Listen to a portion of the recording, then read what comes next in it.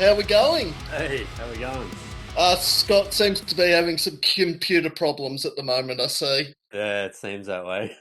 Technology. Yeah. Oh, I love the background. The guitars in the background look really professional. Oh, thanks. That's what I was going for. Yeah, no, it looks very nice. Well, I'm Rachel. Nice to meet you, Joel. Nice to meet you too. And Uh, good yeah, listening to yeah, your music. Oh, yes. thanks. Nah, so it's Occam's razor. I'll get that right. Occam's razor. Occam's razor. I knew it was either Oxam or Occam's, Yeah, but yeah. I've listened to it a couple of times and I just love it. I think Yeah. it's your best song so far. Thanks, man. Yeah, we're Yeah. pretty happy with it. And you got us both thinking, because I said to Sam, do you know what that means, the name of the song? And he's like, no idea. So we did a quick Google search. And even after doing that, I still didn't understand it. But there was this one that said Occam's razor for dummies. And then when I read that, I went, oh, that makes sense. So it's actually quite interesting. Yeah, that's all on Scott. I got no idea what he was talking about. Oh, well, we'll ask him about that. Well, what about the name then? OuterWorlds. Whose little baby was that one? That was mine originally. Just I sort of wanted something that sounded a bit dystopian and atmospheric, I guess, to go with the music. So I Was this thought, before COVID times or was this uh, during? I think it was just before, and then yeah, COVID happened, and we sort of just recorded the EP and yeah, tried to get all that sort of side of things done. Well, you might have had your crystal ball because it's very outer worlds. The last 2 years have felt very outer worlds. Well, actually, I'll let Rach in on a bit of how Joel and Scott actually got together, because Joel and Scott were actually in He Who Seeks Vengeance, another metalcore band from Victoria, and then they sort of went out on their own and decided to do this EP as a duo. Oh, okay, right. Yeah. He Who Seeks Vengeance, was that Yep. correct? That's a happy time, easy to remember, I'll give you that. Well, probably not as easy to remember Outer Worlds, but Outer Worlds is pretty catchy. Who does your video clip? With the video clips, I pretty much just went on a website called Fiverr, and it's like kind of graphic designers and people who do video and music editing, everything. And I just asked someone to do it, and yeah, you pay the fee and get something awesome in return. Yeah, because when I heard the title, I was like, well, that's not the most optimistic sounding song. So I kind of had this preconceived idea that I wasn't, not that I wasn't going to like it, but I was already a bit on the back foot. But when Yeah. I watched the film clip, it was the opposite. I actually felt a bit inspired and like there was a bit of hope. And yeah, it was really well put together. So you did well to source them. Yeah, they did a really good job of it because obviously with COVID we couldn't actually get together and make a video, so I kind of had to think of something else to do. So that footage kind of filled in for us. Yeah, and I thought it was brilliant. And like I said, from this preconceived idea of how it was going to be, I was very pleasantly surprised that I felt very uplifted. Oh, that's good. Yeah, and it was very polished. I was like, wow, this is really good. Good quality, good music. What you, I guess, ticking all the boxes, really.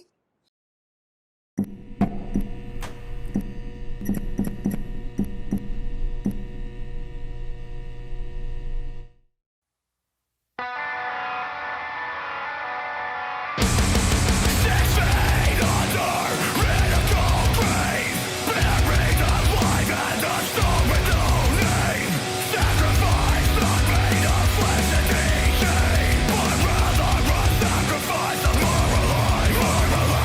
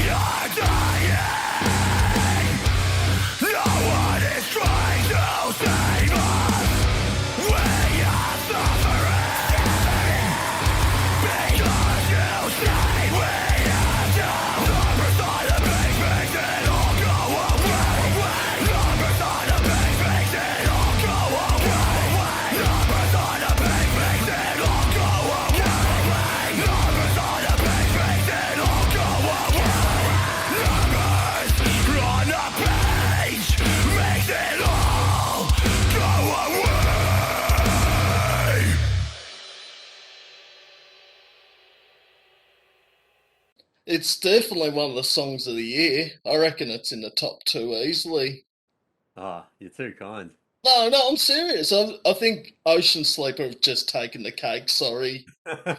That's all right. Loney probably will bribe me to say that, but no, I think powerful wise, I think Hope Has Faded is certainly the best video clip and most powerful song of the year because it just sums up 2021 in a nutshell. And Thanks for that. do you write the No, songs together? Is that a bit of a collaboration, or is one of you take the lead? As far as music goes, I tend to write all the music, and then I pretty much just give it to Scott, and he works his magic with the vocals and the lyrics, and then he sends it back to me, and then I mix it all and put it all Oh, together. okay, you've got a bit of Elton John and Bernie thing going on. Yeah, So you yeah, a put little bit of Bernie in this equation, and that makes our buddy Scott Elton. that. Yeah, They've got a yeah, it's a brilliant. little Well, bit. that's really good. If that's yeah, that'd be quite fun, wouldn't it, to get the music and then pop the lyrics in? And I Yeah, liked what you did with collateral, how you put the words up, because I think sometimes it's very frustrating. I've been miss singing songs I think for years, and yeah, then sometimes I'll hear it, someone else sing it, and go, oh, it's not what I've been singing. So yeah. That was the first one we did, and yeah, same thing again off that website Fiverr. I gave it to someone, asked them to do a lyric video, and it looks really good. I'm really happy with it. yeah, no, it was good. I remember a work experience kid I had once for an English, I think it was an English task. He'd written down the words to a heavy metal song and read it out in class, and everyone Yeah, loved it, like just loved it. And then he said, actually, this is where I got the inspiration, or this is where it's from. And I thought that was very clever because sometimes you sort of, once again, you have these ideas of something. So I thought that was really clever. yeah. if you had to quarantine for 2 weeks and could listen to one album only, what would it be? I think it would have to be Horizons by Parkway Drive. That's a pretty good answer. I think it's a perfect album, start to finish. I could definitely listen to that for 2 weeks. Yeah. What would yours be, Rach, while we're at the topic? Oh, I might have to go for Jeff Buckley Grace off the top of my head. But then you have to be in the right mood for Jeff, and Yeah. I'd have to give it some thought. Maybe I'll have to have a bit of a think. What about you, Sam? Hang on, Oh, something with Dave Grohl? well, no, actually. It's 90s, but it's not Dave Grohl. I'd probably say Blood Sugar Sex Magic, Red Hot Chili Peppers. Just Great like album. Horizons, there's not a bad song on it. Yeah, that's pretty good. But it's good to see Joel's actually got an Aussie. We've gone international, obviously. Well, Flea's an Aussie originally. Well, yeah, okay, yeah, but the whole band's not Australian. Well, that's not bad though. You've at least got an Aussie in the mix. Poor old. And, well, Rach's is no longer with us, No, well, he did obviously, the Jeff whole rock and Buckley. roll. 27. He's in that club, isn't he? All right. What advice would you give yourself 5 to 10 years ago, Joel? This is a tough one. I'd probably say go straight to a recording studio and get professional recordings done straight away because it's taken me like over 10 years to try and do it myself and get to close to a professional quality. I'd probably just say go do it straight away and find like a good PR company to help you out. Good answer. Because All you're right. right, it is a tricky question, and I don't even know how well I'd answer these ones, but I think you nailed it and pretty helpful for other musicians, I would imagine. I can Yeah, imagine yeah, it would hopefully. be. All right, I guess it's my turn, isn't it? Far away, Uh, Sam. All right. What band would you love to play on stage with? Um, this is a toss up for me between As I Lay Dying and Killswitch Engage because they're both very big influences to me. So either one I'd be happy with. And No, it'd that be awesome, don't you reckon? If Yeah. you could just get round a wish and go, yep, I'll rock on stage with them, and yeah, because I must imagine playing to those kind of crowds. Like I was watching a clip of Michael Jackson, and people were crying and passing out, and it was I can't get my head around all that energy and love coming to you on the stage. Yeah, it would be pretty awesome. Oh, it'd be phenomenal. I reckon they should do that. Win a chance to perform with your favorite band just for that little slice of the feeling. Yeah, that would be cool. It'd be very cool. Maybe I'll start it. I'll have to start with small bands. That's Win a it. chance to be on stage with OuterWorlds. It's a good start. Like performing Hope Has Faded. That's it. Collateral Damage. Sounds good. You could perform that with the clip playing in the background. That'd be awesome. That would be cool. Big screen, the stars swirling. It'd be very cool. That's way above my pay grade. Well, we've got to shoot for the stars, the moon, the stars. That's it. I think it's all, and I've got a theory too about writing songs. I remember a friend of mine once said about Oasis, they wrote about being struggling and I guess stuff that they knew about, but then once they got to a level of success, there was no more struggle. So it's kind of like, what do you write about? And I think you've got to keep it, I think people with the most success generally you base it on their own life experiences. Yeah, definitely. I think you'd probably have to dig deep to your past to keep going after your success. Well, some seem to nail it. Robbie Williams seems to sing about he's had more blondes than brunettes and stuff that I think's probably quite accurate in his lyrics. Well, that's another take on it. Oh, now guilty pleasure. Oh no. We know Sam's is Bananarama. Oh, don't start that, right? Please do not. So come on, Britney Spears. What album have you got tucked in the back there that... Oh, you're probably not going to believe this, but my guilty pleasure is probably like 90s dance music. 90s, that's good. It's a step up from Bananarama. But... Well, 90s dance music's good. Just like really good melodies, good beats, good singing. I don't know, very catchy. Gets you in a good mood. What's your guilty pleasure, Rach? Oh, gosh. Probably Taylor Swift or Katy Perry, something that's, my daughter, who's 11, gets into. I don't know, apart from Bananarama, who you answered before I could even answer, I don't know what my guilty pleasure would be. Country I think music. back in the 90s it was Backstreet Boys. Oh, you Like, got into as Backstreet embarrassing Boys. as that is. Yeah, that's pretty embarrassing, Sam. I'll probably take Bananarama over that now. Backstreet Boys. Oh, I had some boy band thing in the 90s before I got into this whole metal scene. Bit of a jump. Whatever for you. Scott, long time no see. How you going, mate? What's going on? Not too bad. Occam's razor. Am I saying that right? Occam's razor. Tell us about it, because I had to look up the definition and I still didn't quite understand it. So talk to us.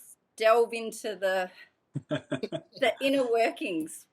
All right, so a lot of my songs are based on environmental issues and are based on social issues in regards to veganism, because I'm vegan, and animal suffering and the inequities of the world. If I'm getting a bit preachy, it sounds really nice. It's a lovely song, but it's quite a dark song, really, lyrically. And obviously it talks about all the inequity and the inequality in the world and things like that. And the way I tied into Occam's razor, I actually got that name stuck in my head from watching that Dr. Death series on Stan. What it is Occam's razor is a philosophical principle.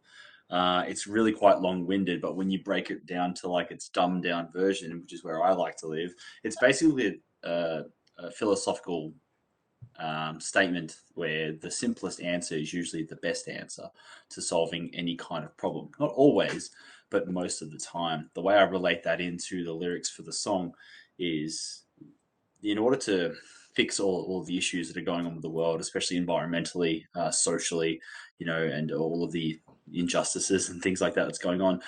We actually have the power and the money and the resources, sort of 10, 12 times over to actually fix all of those issues to a place where everyone can live well, you know what I mean? And, you don't need to pollute the waters or ruin the crops or push animals to extinction or have people living in huts while some people live in mansions. We actually have more than enough resources to do everything that we need to do to make sure that everything is sustainable pretty much forever, but we choose not to. Not because it's not possible, not because it's inconvenient, it's because it's not profitable. And that's the reasons why. So great song. Love the song. Joel did a great job on it. He banked it up there really nicely. However, these days, after sort of 20 years of writing lyrics, I mostly just focus on those kinds of topics because that's what's, I guess that's what's always circling around in my head. So, and I like to write smart songs, if that makes sense. I know it might make me sound a bit arrogant, but I like to write songs that make people think. I got that idea from watching a Chad Gray from Mudvayne interview where he always wrote targeted lyrics that were ambiguous so people could interpret them however they like. And I sort of went through a stage where I was doing that sort of thing. And so I tried to sort of apply that to this song here. So if you read the lyrics are quite intense, quite direct, but they are sort of open-ended as well. So everyone else can take their own little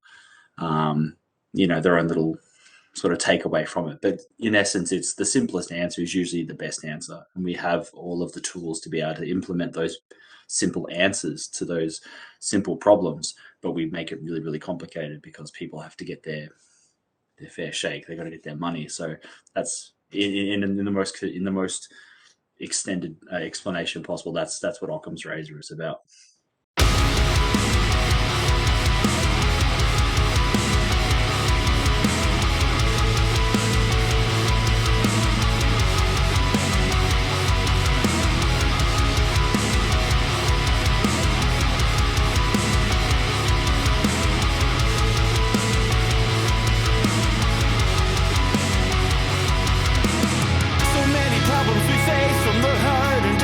Trapped in a rat race, we never seem to get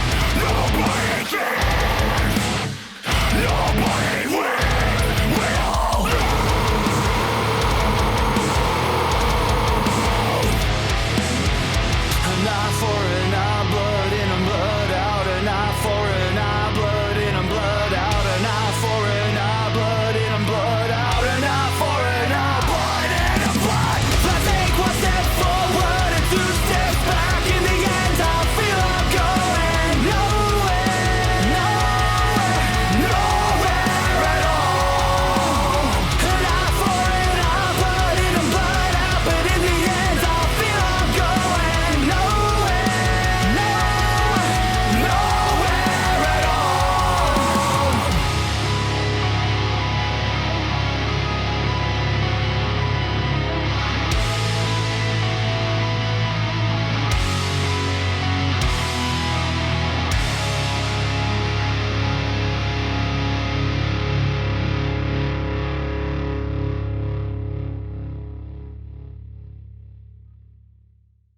But no, that's I think that's the beauty of music, isn't it?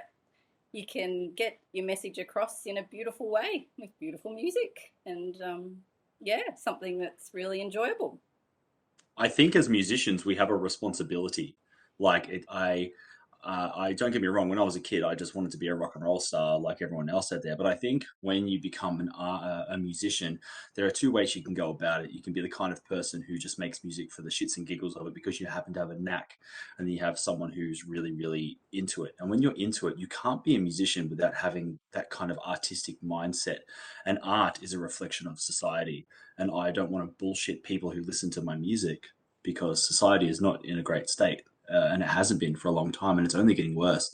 And so I'm not going to write party songs about how fucking great everything is. I'm not going to write songs about how great drinking and drugging is, because I don't drink anymore and I don't do drugs, and that sort of stuff. I can only write about what things that are important to me. And as a parent, I worry about what the world we're leaving behind for my kids. You know what I mean? And it's that's what I write about. Music is a reflection of society, and with OuterWorlds, I wanted to challenge myself musically. That's why I do so much more clean singing in this, because I've got important things to say that I want people to hear, and I want it to be catchy, and I want it to get stuck in your head, but I want you to think about it as well. Artists have responsibilities. The one that I like, and it might be hard to see, it's one that's just, see that little pink bass there? Oh, yeah, I can see it. We're having like a bit of a writing session there. That's like, I think it's like a replica of, like, is it Flea's bass from the Chili Peppers? Yeah. So if there's a house fire, and because I work in emergency services, I've got to go in there and save my friend. The first thing I'm grabbing is that bass. Joel. We grab the fucking. Oh god! Thank God! Yeah, get the fuck out of the way. Out of the way, Joel. I want your flea guitar. Everybody, the guitar's safe. It's probably not the smartest move by a paramedic, I wouldn't think. No. So probably the guitar first, and then he's got a lot of nice vinyl as well. I was like that off the other day. I think we were having a writing session at his place. And it was just like, oh my god, is that of Mice and Men on vinyl? And he's just like, yeah, man. I was just like, oh, so. Yeah, Joel, I'm gonna steal all your shit. Easy to get distracted, I would imagine. Easily distracted, yeah. ADD is great for writing music, I think. All right, Sam, what have you got? Do you want to fire a question? It's my turn, isn't it? I've lost track. Don't worry. I love to chat. Yeah, don't let me go wild. I love to chat. Yeah, I do realize that. Where do we go? What song had a big impact on you and why? Joel, do you want to answer this one first, Joel? For me, as a songwriter, I think As I Lay Dying, Shaped by Fire, when that came out a few years ago, that really sort of kicked me into gear and made me want to write more songs. I don't know, something about it. It was just really well produced, and it's just an awesome song.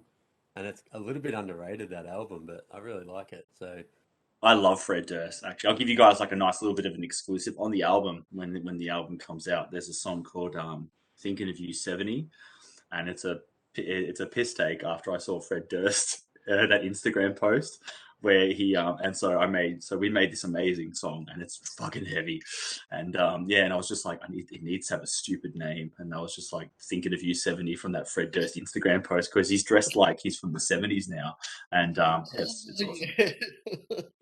And as for your question before, for me, it's Obsolete by Of Mice and Men. I knew it was going to be an Of Mice and Men song. Yeah. Yeah, they are a criminally underrated band. I don't know why.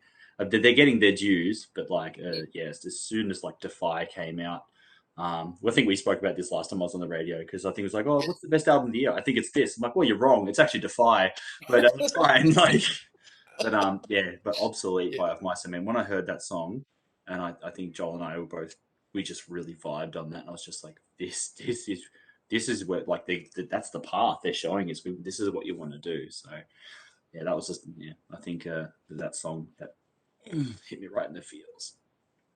All right. So, what advice would you two give to young little musicians, little Scotts and little Joels out there, thrashing away in their bedrooms, going, "I want to be a rock star like Scott and Joel"? Want to go first, Joel?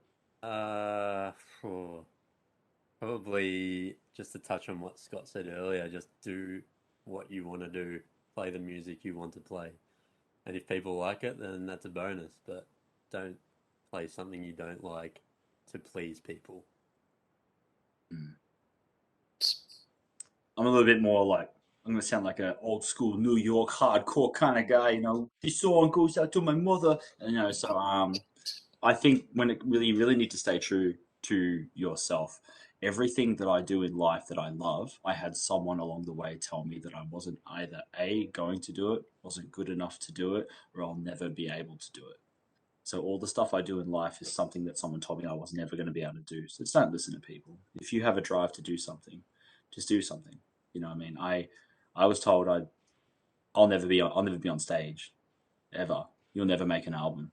You know, like I've had people say that all the time. Like, it's great to get feedback from people. It's great to be part of a community. A community can also be a bit toxic as well, and just stick true. You know, visualize, actualize. If you have a plan, or if you have a thought, or if you have a desire, it's not stupid. It's not silly. Don't worry about what other people think. Just do whatever the hell you want to do. I had people tell me I'd never hit the stage. I've done fucking tours. People told me I'd never make an album. I've made 17. So if you're passionate about something, it's going to get you, like, hard work will always outperform talent. It's great to have talent, but hard work is where it's at, because you can't teach that. That's my only philosophy there. Just do whatever you want to do, and don't let anyone. Stay true to who you are. Don't be ashamed of, just be you. Yeah, excellent. I think I read recently that those that criticize are usually doing less than you, and I thought, Yeah, tall poppy syndrome.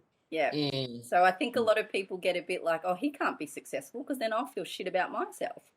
So you've got to be very mindful of the It's in the lyric. It's in the lyric. Actually, I wrote something about that in the lyrics for Collateral Damages. People will only have your back so long as you don't have more than they have. Tall poppy good syndrome and lyric. fickle hearts and tall poppy syndrome, knives in my spine while you lie to my face. That's what people are like. Stop. You know what I mean? Those are lyrics from Collateral Damage. That's what people are like. See, you know? that's my favorite thing about music, the lyrics. You know, sometimes it's like, that just is awesome. It's like poetry. Yeah. Yeah. Well. Music. Well. Yeah. Because I was mentioning to Rachel in He Who Seeks Vengeance before Outer Worlds, and yeah, there's a lot of good stuff in He Who Seeks Vengeance, but I think you've gone this next level with Outer Worlds, and I hope it becomes even bigger, because I think you both deserve everything you get. Oh, thank you. I'm still in He Who Seeks Vengeance. I'm the bass player and vocalist of that band now. And what happened was, just for anyone who needs to know or wants to know, there was no fight. You know, there was no blow up. There was nothing bad. It was just a splitting of philosophies. You know, you ever heard the expression, you can't eat chicken every day? Sometimes you just can't do the same thing every day. And so, you know, Joel obviously was very, very keen to go in the kind of direction that Outer Worlds is in, and He Who Seeks Vengeance. We're going, you know, in a different direction as well. But it's all amicable, you know. I mean, we're all still family, and we all still love each other. And that, you know, the bullshit that I'm spitting here, and that kind of like keeping everything nice and calm and talking about things logically, that's something that the whole band, you know, does, and that's something that the Outer Worlds does as well. So I think because I have had messages from people who say like, oh, you know, is this the team that you're with now? It's like, there are no fucking teams. You know what I mean? You know, He Who Seeks Vengeance is still over here making great music, and it's amazing for me because I'm learning to play, you know, Joel's parts, which are really, really hard, and I'm not gonna lie, I've dumbed them down, you know. So And then, of course, over here at OuterWorlds, we've got something as well. It's more about, you don't want to push people in a direction to make what you want, or to have your vision. You just need to go. Sometimes the best kind of member of a band you can be is kind of like what I call a utility player. Just switch gears. So I switch gears. I'm something completely different in here, Six Vengeance, to what I am in OuterWorlds, because that's what's good for the band. You know what I mean? And it's okay. Everyone thinks that, we've got to split up, or you've got to break this up, or it doesn't have to be like that. It's okay for people to have artistic, philosophical differences. It's normal. It's natural. It's the way things are. It's meant to be like that. You're not supposed to do the same thing every day. You can't eat chicken every day. You know what I mean? That's got to be the name of a song, doesn't it? Coming up. I'm vegan, so it might be you can't eat tofu every day. Actually, do you know what I wanted to do? There's a vegan product called Seitan. And it's, but some people say it as Satan. And so I would love to make a song called Hail Satan, but it's spelled Seitan. Hey, now just sort of an interesting question. What's the best gig you've both ever been to? Concert, we can go back, or even just the first one. We at Backstreet Boys, rocking it out with Sam. That's right. We don't need to go back there. The first concert I ever saw was Foo Fighters, and they were doing In Your Honor tour, I think it was. Oh, wow. That was amazing. Whereabouts was that? I think it was Rod Laver. And yeah, that'd be a stadium for sure. I remember Dave Grohl, because he's obviously got like his wireless pack. He ran from the stage all the way to like where the next tier was, where I was sitting, and was just standing there rocking out. It was amazing. How close were you to Dave Grohl? Like 20 meters. Oh, jeez Louise. All right, very that's pretty cool. close. Yeah. We tried to get him to play Uno and he never responded. I know, I sent him a pack of Uno cards and said, Dave, Sam and I will be in the audience and we're ready to play. But we weren't anywhere. We were at, was it Marvel, Eddie had. I was going to say Eddie had, but Marvel. And Dave Grohl was like a little matchstick man distance. And no one was dancing. Everyone was sort of just, I don't know. Oh, that's how you know you're in an arena full of musicians, because musicians would just be like, right. And if they're really into it, yeah, there was a little bit of the head nod would go right. So that's what it was. That's right. Yeah, you were actually in a stadium completely full of guitarists. I'm sorry to let you down. That's what happened. They were all guitarists. Sorry. Right. Well, in terms of my best concert, rightio. You guys know Maynard James Keenan from Tool, yeah? Perfect Circle. So he has this side project called Pussifer. And Pussifer did a sideshow for Soundwave at the, I don't know if it's the Palais or Palace in St Kilda. And I went there with a friend of mine named Tim. All right. Well, we wish you all the success and keep pumping out the great music. We certainly will. Thanks so much. I'm sure you guys will be thoroughly impressed with what comes next. I know we are. Yeah. Yeah. So we're obviously, thank you so much for all the kind words about the EP, but what we've got coming up next, it's just going to blow your socks off. It's going to be, I'm really excited for it. Awesome. Can't wait. All righty. Awesome. Thanks, guys. Right. Appreciate it. Cheers, Thanks so much. Catch up. Thanks for your time. See you guys.